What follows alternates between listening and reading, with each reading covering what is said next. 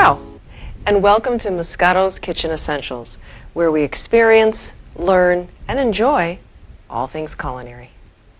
What we're going to do today is work with phyllo dough. I'm going to show you how to prepare a strudel using phyllo, but it's going to be a strudel kind of different from what many people are used to. We're used to strudels being fruit, a dessert, like with apple or with pear, but what we're going to do is show you how to use phyllo dough and to make a savory strudel. It's very, very nice. Now, for people who aren't used to working with phyllo dough, they become almost intimidated at the thought of it. But really, once you know how to work it, it's extremely simple as long as you follow certain techniques. The phyllo, there's two different manufacturers who do phyllo, and it's in the, you can find it in the freezer section in your grocery store. So what you do is you buy your box of phyllo, and in your box comes two what's called sleeves. And I'll show you what I mean here. Okay, this is a sleeve, and what we're going to do is open it up.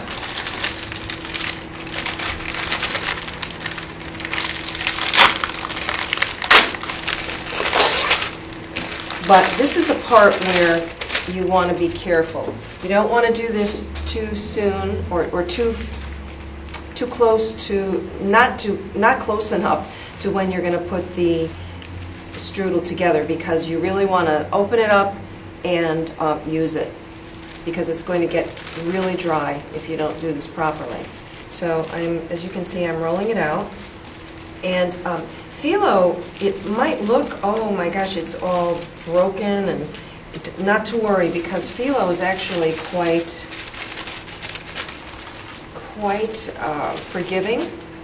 Okay, so this is how we're going to do it. We're going to open up our phyllo. We're going to keep the plastic on it. We're going to cover, and I've even got a towel I'm going to cover on it. Here, let me keep this nice and clean here. All right, so what I'm going to do is one piece at a time.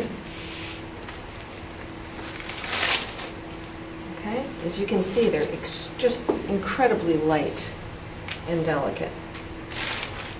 Okay, when you're doing a savory strudel, and really when you're doing a fruit strudel, you really want to have a filling made beforehand. Filling made, cooked, and cooled. Okay? All right, so here we go. First layer, and I have unsalted butter that's been melted, and we're going to very gently kind of paint a layer of butter. Okay? Next, and so on. Now, if we were doing a sweet strudel, you can just put your layers one on top of the other, but it's actually very nice to, in between your layers, to put a very light layer of graham crackers, crushed graham crackers, about a tablespoon.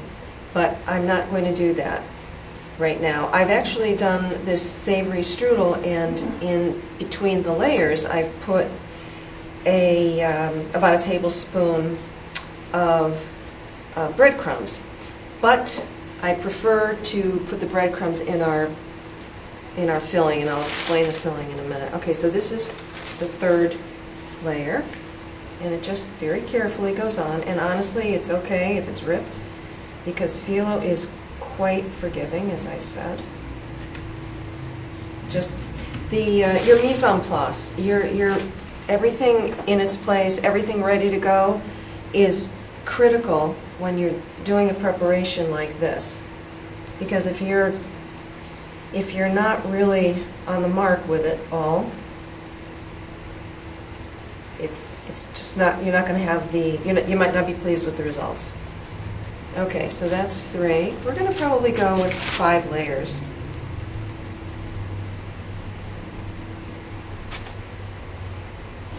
Just a double layer, that's okay. Okay, and it's just kind of a series of layers.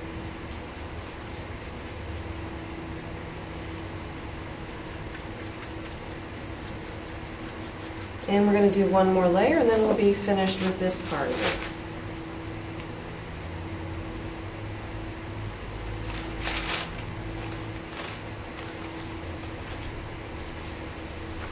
it. Okay.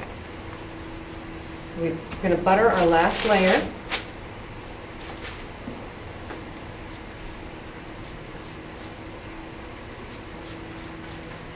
Okay, now we're ready to put our filling in.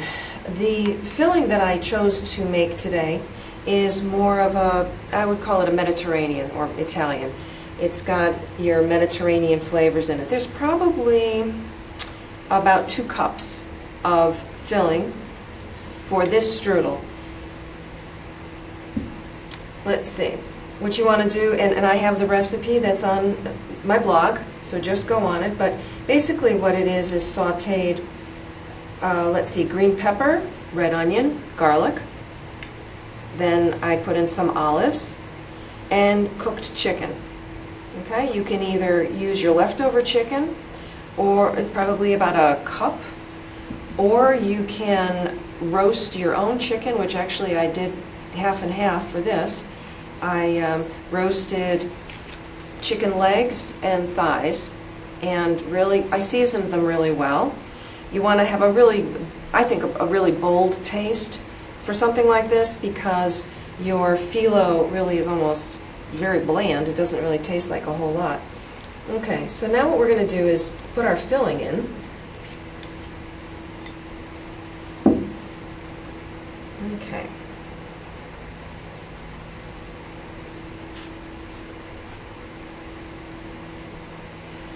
And I'm going to add 2 different cheeses, a little bit of grated Parmesan, and some diced provolone. Now this is a mild provolone. You can do a spicy provolone.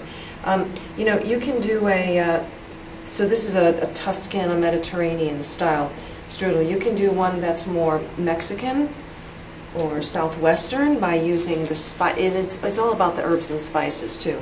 The herbs and spices that you would use for Mexican are, you can use chili powder, you can use the cumin, coriander, the ancho chili powder, which is a very rich taste. It's not really, it's sort of a medium hot, not too hot. So it just depends on really which cuisine you want to cook with. So as you can see, I have it in the middle third. I'm going to wrap my edges up, and then we're going to wrap it up, wrap it over, or turn it over, and I'm going to use the butter to kind of seal the edges. Okay? Oh, looks good. Now I have a pan which I've already sprayed. And there it is. That's all there is to it. This would be baked in a 375-degree preheated oven for 20 minutes. And I have one that's already been done.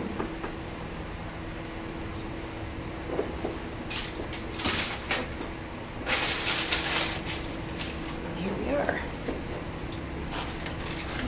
So this is a savory strudel, the same ingredients, and I'm going to cut it. Now a strudel such as this, I think, would be a lovely first course, probably 2 to 3 slices. But it's really lovely. If you could smell this, you could smell how beautiful it was. I mean, that's really a lovely, it's a lovely dish. So it's as easy as that. And I forgot actually to say that on your strudel you want to brush the top with butter.